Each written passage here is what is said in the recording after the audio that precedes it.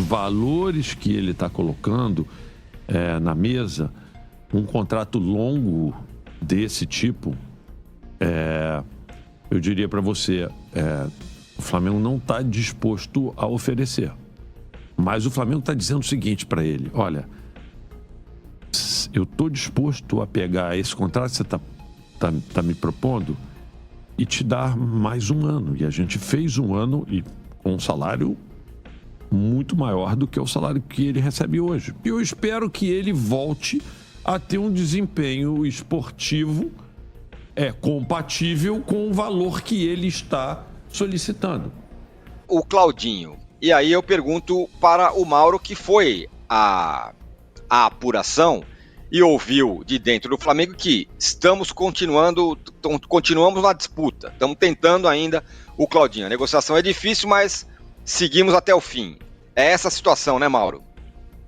Gabriel vive na Gabrielândia, né, num universo paralelo onde ele é o príncipe encantado e não precisa jogar bola, não precisa fazer nada, faz um gol de pênalti aí, vira ídolo. Aliás, eu não me lembro do Zico ter falado alguma vez sobre si mesmo como, eu sou um ídolo, não me recordo, e não é comum. Fala, nação, saudações rubro-negras, passando aqui para pedir para vocês deixar o like, se inscreve no canal e avisando que no final do vídeo estarei falando aí as últimas notícias do Flamengo para manter vocês atualizados, beleza? Segue pro vídeo. E agora a gente não tem nada disso, então o que é para falar agora? Tá, mas não sei, você tá indo pra lá, tá indo pra cá, eu tô, mano, a gente tá surdo no bingo, né? Vai pra onde, irmão, agora? Vamos falar de Gabigol, essa novela pro Flamengo. Mudar de assunto, chega, gente. Que isso? Nenhuma contratação para o segundo semestre até agora. Não por falta de tentativa, o Flamengo continua sonhando em contratar o meia Claudinho do Zenit da Rússia. Aliás, a negociação pelo jogador parece uma série. Todo ano, uma temporada. A saga é sempre a mesma: convencer os russos a fazer negócio. Há 3 anos por lá, Claudinho gostaria de voltar ao Brasil, mas o Zenit não demonstra interesse em negociá-lo. E assim, Marcos Braz e Bruno Spindel precisam de paciência para terminar esse episódio. Entre o Flamengo e o Claudinho, eu estou passando aqui para você o que eu recebi do Bruno e do Marco. Assim, não haveria problemas. A gente estaria com um processo equacionado. O problema é com o clube que não quer se desfazer dele. E que foi estabelecendo, vamos dizer assim, exigências. E o problema é que nós chegamos lá no nível da exigência, só que quando a gente chegou, de pegar e aumentaram. Então, assim, é nítido de quem não quer vender o jogador. Inicialmente, a proposta do Flamengo era de 15 milhões de euros, cerca de 89 milhões de reais, valor que já tinha sido recusado pelos russos no ano passado. O rubro-negro, então, subiu a proposta para 18 milhões de euros, chegando na casa dos mais de 100 milhões de reais para pagar de forma parcelada. O Zenit não respondeu. Outro desejo do Flamengo é repatriar o meia Lucas Paquetá. Revelado pelo Clube da Gávea, em outro momento seria uma loucura pensar em um retorno tão breve do jogador ao futebol brasileiro. Porém, Lucas está sendo investigado por suposto envolvimento em apostas esportivas na Inglaterra, o que poderia acelerar essa volta. Acho que ele é um jogador que eu espero que isso tudo se resolva de forma positiva para a vida dele. E se isso vier a acontecer, eu não tenho dúvida que ele vai encerrar a carreira dele no Flamengo, porque ele tem um amor pelo clube gigantesco e a gente reconhece isso e, de certa forma, se pudesse contar com ele jogando conosco, cara, a camisa 10 da seleção brasileira.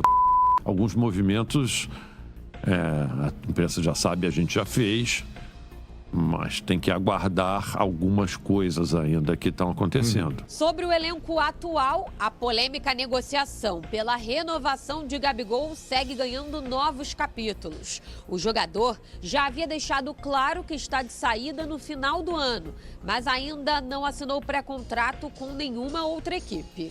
No sábado, após ser protagonista na vitória diante do Criciúma em Brasília, Gabigol soltou o verbo. Abre aspas. A minha vontade, todo mundo sabe, foram acordadas muitas coisas que não foram cumpridas. Não agiram de uma maneira boa, na minha opinião, com o ídolo. As coisas estão em aberto, tudo pode acontecer. O que eu posso fazer é me dedicar ao máximo nos treinos. Isso nunca faltou.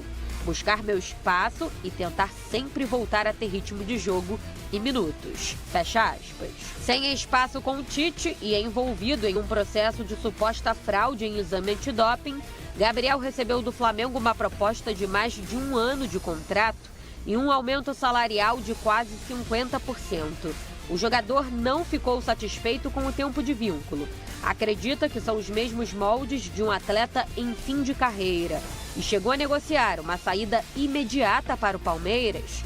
Não aconteceu, mas nada impede que no ano que vem o atleta vista outra camisa do futebol brasileiro. Hoje, eu acho que ele deixou claro que ele está buscando um contrato de longo prazo, ele quer um contrato longo e eu acho que fruto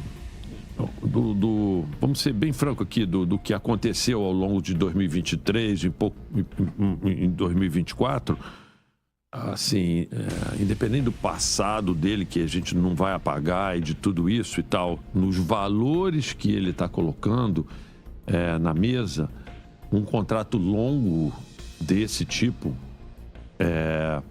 eu diria para você, o Flamengo não está disposto a oferecer.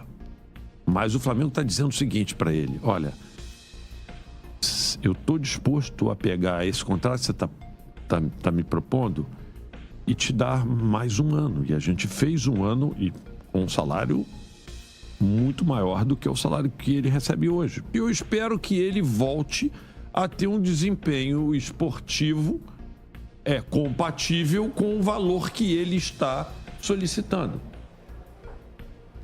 É uma negociação arrastada, claro que tem uma idolatria, tem uma história linda do Gabigol, mas também os últimos acontecimentos não foram favoráveis ao atacante do Flamengo, ídolo da torcida. E o Landim está muito claro, transparente. 1 ano de contrato, o Flamengo, pelo que eu percebo, não abre mão desse tempo. E aí dizem que agora está nas mãos do Gabigol. Então, eu acho que não tem mais margem de negociação. Ô, Loirão, você percebeu a última fala do Landim, quando ele fala assim: eu espero que o Gabigol volte a jogar o alto nível de acordo com o que ele está pedindo. Então, isso é entre linhas. Cara, se você está jogando e está jogando bem, faz sentido você pedir o que você está pedindo.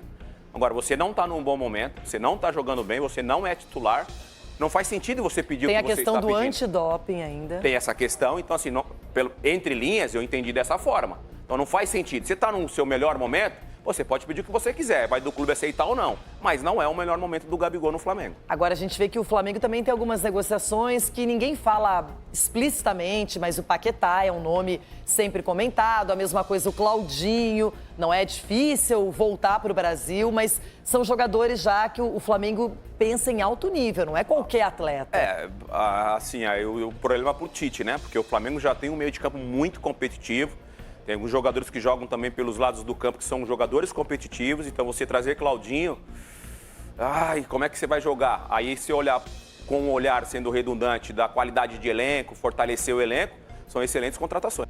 Tá aí, portanto, o Rodolfo Landim dizendo que ofereceu 1 ano de contrato e esperava um desempenho compatível ao que foi solicitado pelo Gabigol. Mauro César Pereira, pela primeira vez, o presidente do Flamengo, falando aí sobre as palavras do Gabigol depois do jogo lá em Brasília. Disse que o Flamengo não agiu da maneira correta com o ídolo, e tá aqui a resposta do Rodolfo Landim. Mauro César. É que foi até muito generoso, né? Porque essa oferta aí que o Flamengo fez a ele de um contrato por mais 1 ano com aumento de salário, acho que foi já muito pelo que ele vem apresentando, que é muito pouco, né? O Gabriel vive na Gabrielândia, né? Num universo paralelo, onde ele é o príncipe encantado e não precisa jogar bola, não precisa fazer nada, faz um gol de pênalti aí, vira ídolo. Aliás, eu não me lembro do Zico ter falado alguma vez sobre si mesmo como, eu sou um ídolo, não me recordo. E não é comum, né? Os ídolos falando deles mesmos assim, não, porque eu sou um ídolo, né? Autodeclarando ídolo. Exato, e mais, né? Ele é um ídolo que teve essa idolatria arranhada após seu próprio comportamento, né? Boa parte da torcida já não o vê dessa maneira por conta das coisas que aconteceram, especialmente fora de campo, nem pelas más atuações. A má atuação o torcedor até pode entender, mas algumas atitudes, né, acabaram arranhando essa idolatria. Eu acho que a proposta foi até boa demais. Ele não gostou, é o problema dele. Agora, ele reclamar como se tivesse razão, uma piada. A entrevista dele no final do jogo do sábado foi uma coisa assim muito surreal. De alguém realmente que não entende onde ele está inserido, as consequências dos próprios atos, e tem ainda a questão do julgamento, vai ter um novo julgamento, né? Então, não está definido o que vai acontecer com ele com relação à punição, né? Ele pode ser absolvido, ele pode ser punido até abril, e tem uma possibilidade, nesse julgamento, se ele for condenado, então tá bom, qual é a pena? Vamos imaginar, 1 ano. 1 ano. O que ele cumpriu? Ele cumpriu alguns meses. O cara pode falar, não, 1 ano a partir de agora. Pode acontecer. Tudo pode acontecer agora. Ele está assim no total voo cego agora. Não se sabe o que vai ocorrer. E quando vai ser esse julgamento? Pode ser em setembro, pode ser em outubro. E o estranho nisso tudo, Mauro, foi essa suspensão da suspensão. Né? Alegando, a gente abordou aqui no programa anteriormente, a ausência da presença da União Federal. E ninguém mostrou o que era a União Federal. Eu andei procurando. O que é a União Federal nesse processo todo? Que parte é essa? Sim. Né? E imaginava, desconhecida. Então, até que nós descobrimos aqui no programa que é a Advocacia Geral da União, lá em Brasília. Porque há alguns anos o Brasil é signatário de seguir o que determina o tribunal na Suíça. Então, entra como parte. Né? Então, essa é uma parte. A outra parte é o Gabigol. Né? E a outra parte é o ADA. Mas, e aí, para você entrar com o processo, você paga 30 mil euros, divididos em 10 mil euros cada parte. Óbvio que o Gabigol pagou os 10 mil euros da parte dele, que ele tem interesse em resolver essa situação. Né? A UADA se nega a pagar. E o tribunal concorda com isso, porque a UADA diz que tem uma independência e não envolve, não paga nada, ela só analisa. Então o tribunal concorda, banca isso. E os outros 10 mil dólares devem ser pagos pela Advocacia Geral da União, em Brasília. Por que ela não pagou? Não pagou porque não conseguiram localizá-la. Alguém lá, o estagiário, o Vanderlei Nogueira, estagiário do TAS, não encontrou o e-mail e nem buscou com ninguém. Então, na hora do julgamento, não tinha lá o glorioso pagamento da Advocacia Geral da União, que está preparada para pagar. Só não recebeu o boleto para pagar. O boleto não chegou. Isso. Então, agora eles estão recomeçando tudo e em determinado momento vai acontecer isso que você falou. Vai ter o julgamento. Um novo julgamento. É um novo julgamento para saber o que vai acontecer. Então, é isso, voo cego, é uma indefinição. Não sabe exatamente. Então, isso enfraquece a negociação do Gabigol numa possível renovação. Claro que o presidente não vai falar isso. Está pendurado, pode não jogar mais, encheu a nossa paciência o tempo todo, fez declaração de amor para o Corinthians na frente do Marcos Braz, todas essas coisas. Mas não vai falar isso. Mas todo mundo sabe que houve um desamor. E ainda tem uma proposta dessa que, segundo o presidente, é um bom salário, e o problema é de tempo, de acordo ou não. Quer dizer, eu vejo muito difícil a permanência. Eu acho que esse é um outro problema que o Flamengo terá. Eu não sei se compensa chegar à conclusão que é melhor bater asas e voar. Muito difícil a permanência, enquanto não resolver essa história aí do Tribunal da Suíça, dificilmente também vai acertar com outro clube. Porque até o Palmeiras está interessado, como é que vai acertar com um jogador que pode ser punido? Que tem essa possibilidade ainda de ser punido. Você tem o risco de, por exemplo, apresentar o jogador em janeiro e de repente o jogador ser punido em seguida, ou você anuncia, é ruim, né? É muito ruim. E aí você conta com o cara ou não conta com o cara? E assim, eu acho que uma entrevista como essa de sábado é uma entrevista para o próprio Palmeiras ficar preocupado. O Palmeiras sabe tudo o que aconteceu. Ele vestiu a camisa do Corinthians, ele declarou lá simpatia à torcida corintiana. Eu estou falando do Corinthians, tá? É um clube que o palmeirense não tem muita simpatia por esse clube, me parece, né? Eu tenho essa impressão. Então ele fez isso mais de uma vez. A questão do beijo pro Dorival numa final. Será que o torcedor do Palmeiras gostaria que o Palmeiras perdesse um jogo em casa, numa final de Copa do Brasil, para qualquer adversário? Aí o seu jogador sai e manda um beijinho lá na coletiva pro técnico do outro time, que ele tá amargando, tá ali com aquela... É legal isso? Ia gostar? Acho que não, né? E essa coisa do doping que foi uma bobagem colossal, né? Até muita gente fala, não, porque isso... Eu concordo que isso passa um pouco do desmando que existe dentro do clube, quer dizer, a falta de autoridade. Alguém chega e fala, vai lá e faz, mas eu não sei também, que eu não acompanhei, nenhum de nós acompanhou, Até se havia algum dirigente, a pessoa por perto, porque é uma coisa tão banal, né? Olha, Bruno, você vai fazer o exame, faz o exame e acabou, pô. Não tem que ficar uma babá, um dirigente do lado ali para dizer, olha, você tem que ir lá, hein? Você não pode se rebelar com os caras do antidoping. Não, o cara vai lá e faz. A atitude é dele, a responsabilidade, se ele de fato fez isso, me parece que sim, né? Tanto está sendo julgado, é dele. Não tem que ter uma babá para ficar acompanhando o fulaninho de tal para ver se ele vai fazer o pipi direitinho lá no vidrinho do doping. Pelo amor de Deus, gente. Isso é uma obrigação do atleta. O atleta profissional sabe. Vai ter Olimpíada agora. Os caras todos que estão lá sabem que a qualquer momento vão ter que prestar o exame de doping. Óbvio, acabou, ponto final, não se discute. Você está na Olimpíada não é porque você foi obrigado, você foi porque você quis, a regra é essa. Você é jogador profissional, você sabe que isso faz parte das suas obrigações. Se você é chamado sempre, tudo, problema, você pode argumentar de uma outra maneira. Quer dizer, arrumou um problema e desfalcou o time. Desfalca o time. Quando o cara fica punido, ele desfalca o time. O Flamengo foi contratar o Carlinhos às pressas porque não sabia quanto tempo ficar sem ele. Ele não tinha outro centroavante. E foi lá e contratou o Carlinhos do Nova Iguaçu, numa brecha, né, que havia naquela janela que é só para jogadores que atuaram no estadual e tal, que podem se transferir. E teve que contratar outro jogador. Então, assim, me parece que o Palmeiras não tem que ficar atento a esse tipo de coisa, porque essa entrevista é aquela. Você imagina, amanhã ele vai para o Palmeiras. Se ele está numa fase ruim, né, não está jogando muito bem, está se adaptando, a torcida às vezes perde a paciência, ele vai falar o quê? Não, eu sou o Gabriel, não sei o quê. Tá bom, e daí, cara? Porque no Palmeiras, ou seja lá onde ele chegar, no clube onde ele chegar, ele vai ter que conquistar algo que ele não tem. No Flamengo ele conquistou e fez questão de meio que jogar fora boa parte do que ele conquistou. Num outro clube, repito, Palmeiras ou qualquer um outro, ele tem que conquistar. E conquistar o torcedor. E só se conquista o torcedor jogando bem e fazendo gols, no caso dele, que é um atacante. Não tem outra opção. Aí o cara esquece a camisa do Corinthians, esquece tudo. Caso contrário, tudo isso passa a ser lembrado. Ele vai, perde um gol, desperdiça uma jogada, joga mal. Você é corintiano, vai pro Corinthians, veste a camisa de vez, tá aqui, isso aqui. É óbvio, isso é evidente, gente. Eu não sei se ele tá ligado para os desafios que virão, entendeu? Seja no Palmeiras, ou continuando no Flamengo, que eu acho pouco provável, quase impossível, a essa altura, ou jogando em outro país. Qualquer lugar, qualquer clube tem torcida, a torcida espera que o cara jogue bem, gente.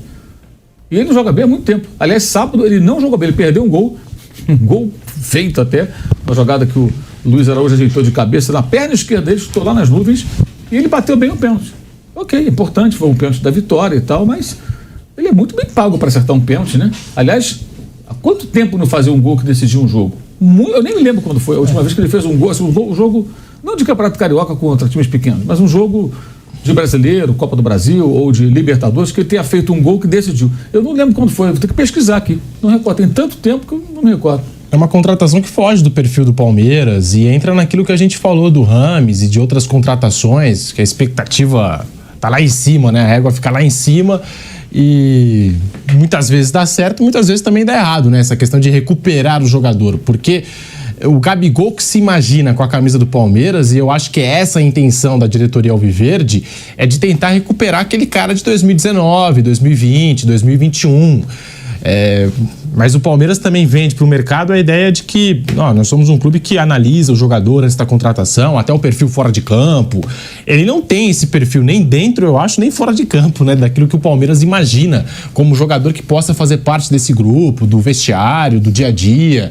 O Palmeiras diz até que analisa comportamento em rede social e essas coisas todas. Não é um jogador que se encaixa muito no perfil Palmeiras de pensamento, de filosofia. Bruno Prado. É uma contratação, se o Palmeiras fizer essa contratação, seria fora mesmo do que o Palmeiras costuma fazer. E o que mais preocupa, né, para quem for contratar, é que há 1 ano e meio, mais ou menos, ele não joga bem. Né? Ele não. São até poucos lampejos. Às vezes a gente fala, tem um lampejo, outro. São poucos, né? E isso é preocupante. Apesar de ser um jogador jovem, não dá para ter a certeza que vai retomar, porque já é um bom tempo. Fase ruim todo mundo tem, mas 1 ano e meio já é muita coisa. Então isso que é o mais preocupante. Aí entra naquilo que a gente falou de outros jogadores aqui quando eu estava falando do Rames Rodrigues. Você pode até fazer uma aposta, acreditar que o cara é um ótimo jogador, eu acho que ele ainda pode jogar bem, ele é um cara que já tem na carreira dele, já mostrou em algum momento coisas muito, muito boas. Só que não é uma certeza. Por isso, se você fizer essa aposta, ela tem que ser baixa. Você pode até contratar o Gabigol, mas hoje não dá para você oferecer, por exemplo, um contrato de 5 anos, não dá para você oferecer um super salário, Envio de mensagens em massa. Suba uma lista de contatos, configure as mensagens que deseja. Para um jogador como ele, hoje não dá para você oferecer para ele o que ele ganha no Flamengo, por exemplo, para os próximos anos. E não dá para você oferecer um contrato de 5 anos. Então, tem que ser uma aposta mais baixa. Se for fazer essa aposta, tem que ser mais baixa, porque é uma dúvida, porque já tem um bom tempo que ele não joga bem. Ô Vanderlei, o Landim traçou aí um paralelo entre desempenho esportivo, compatível com aquilo que o Gabigol pediu. Você acha que é nessa linha mesmo? Tá certo o Landim manter essa posição e dificilmente o Gabigol vai renovar com o Flamengo? Eu acho que o tempo foi mostrando que o Gabigol foi ficando cada vez mais fraco na negociação. Quando tudo começou, já a situação não era boa, não estava jogando bem há muito tempo, já era a parte mais fraca, eu entendo, pelo cenário todo. Mas as coisas foram acontecendo, a demonstração de, digamos, flertando com arquirrivais. Aquele início de ano, na entrevista de apresentação no presidente do Corinthians, foi para mim extremamente marcante, né? Quando o presidente do Corinthians diz: estamos tentando contratar o Gabigol na frente do Marcos Braz. Pois é. Quer dizer, não foi nem por trás, foi na frente do Marcos Braz, dizendo que já estava flertando, que tudo poderia levar a uma contratação. E aquilo foi muito triste, eu acho, para a torcida do Flamengo, que tinha naquele momento uma grande idolatria pelo Gabigol. As coisas foram enfraquecendo, esfriando nos últimos tempos. Foi o que aconteceu. E depois veio aquela camisa naquela batucada com os amigos e tal. Enfim, ele sempre está jogando um olhar, paquerando um adversário, né? Isso há algum tempo. Eu acho que enfraquece a negociação, sem dúvida. E o Flamengo fez uma oferta para renovação, sabendo que o prazo não é esse que ele quer. Mas foi generoso, a palavra foi usada pelo Mauro aqui, fazendo inclusive um aumento, segundo o presidente, substancioso, digamos assim. É isso, Pedro. Eu fico pensando aqui, algo que passou pela minha cabeça, o Gabigol tem aquele sósia dele que acompanha ele em todos os jogos, ele muda de visual, o cara muda de visual junto. Fico pensando como é que vai ser, né, nessa saída do Flamengo. Como é que fica o emprego de um sósia? O sósia também muda de camisa. Já pensou, o cara se muda pra São Paulo, se for o caso de vestir a camisa do Palmeiras?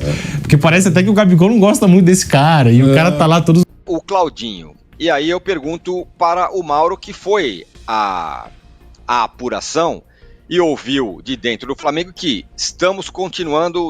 continuamos na disputa, estamos tentando ainda o Claudinho. A negociação é difícil, mas seguimos até o fim. É essa a situação, né, Mauro? Parecia que o Flamengo tinha desistido do jogador, mas na realidade ele continua insistindo no Claudinho, né? Eles entendem que não vão encontrar um outro jogador. Até eu fiquei pensando sobre isso depois, com a mesma qualidade, da mesma posição, evidentemente, né, características próximas, e que possa ser adquirido por esse valor aí, 18, 17, 19, não sei quantos milhões de euros, mas seria algo em torno disso, havendo acordo, né? E que queira jogar no Brasil, e queira jogar no Flamengo, consequentemente, né? Tem que jogar no Brasil. Você vai encontrar jogadores aí muito bons, que jogam nessa função, mas nem todos são brasileiros, nem todos têm interesse no mercado brasileiro, nem todos vão custar esse valor, pode custar muito mais. Acham que para trazer qualquer outro jogador que não tem o mesmo peso não vale a pena.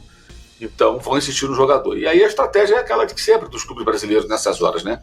O jogador força a barra para sair, especialmente num cenário em que o Claudinho, embora vai depender muito da capacidade de persuasão dele, do seu representante, seu agente, né, junto aos russos, ele tem um argumento que é um argumento bem razoável, que é a guerra na Ucrânia, que mudou completamente a perspectiva dos jogadores que saíram de outros mercados e foram para a Rússia na expectativa de poder se projetar no mercado europeu.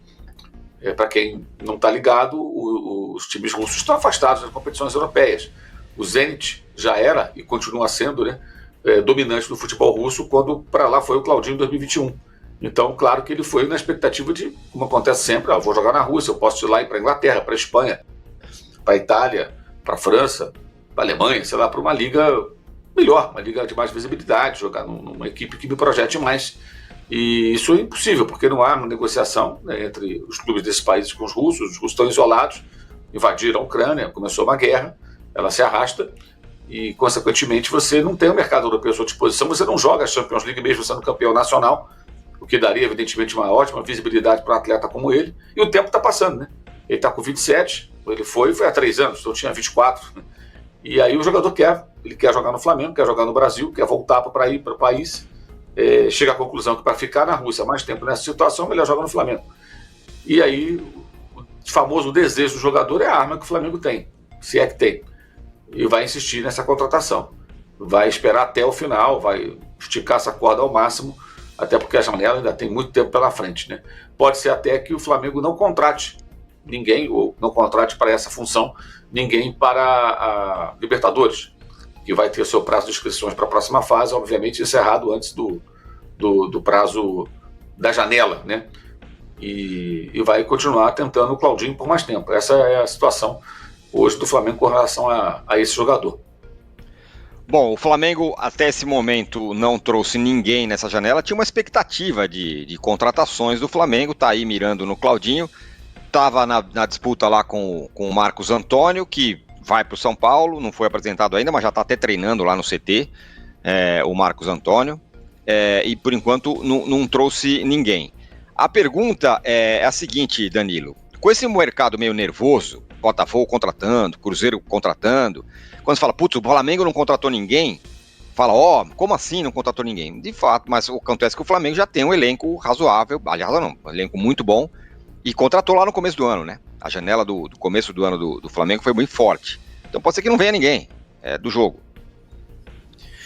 Não, bom dia a todos. Do jogo, mas é claro que eu tenho certeza que o Tite gostaria de um meio-campista, como a gente sempre fala, eventualmente de um lateral direito, mas mesmo que isso não aconteça, o Flamengo tem um elenco suficiente bom o suficiente para competir pelas competições que está, e a prova disso foram os pontos que ele conseguiu conquistar quando estavam sem seus principais jogadores durante a Copa América, quando o De La Cruz ou o Arrascaeta estavam fora.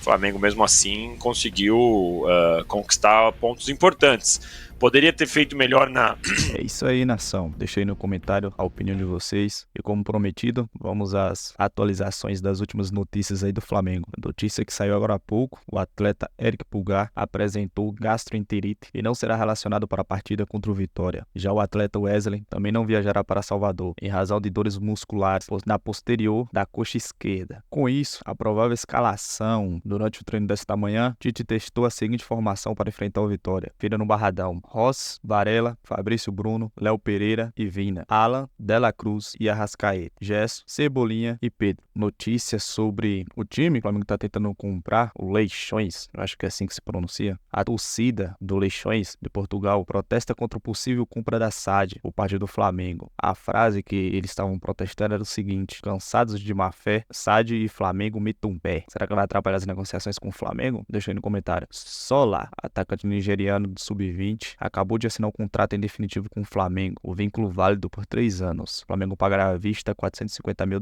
ao Remo Star por 70% do atacante. O time nigeriano manterá os 30%. E aí pode pintar mais um uruguaio no Mengão, hein? O Flamengo tem interesse na contratação do atacante Maximiliano Araújo, de 24 anos. O rubro-negro consultou a situação do jogador uruguai nas últimas horas. Max tem contrato com o Toluca do México até dezembro de 2026 e uma cláusula de $15 milhões. Após ter feito uma boa Copa América, Maximiliano Araújo tem sondagens da Europa. Na competição, o uruguaio atuou em 6 partidas e fez 2 gols e 1 assistência. Será que vai pintar mais um uruguaio no Mengão aí? Deixa aí nos comentários a opinião de vocês. E é isso, tamo junto, nação. Até a próxima.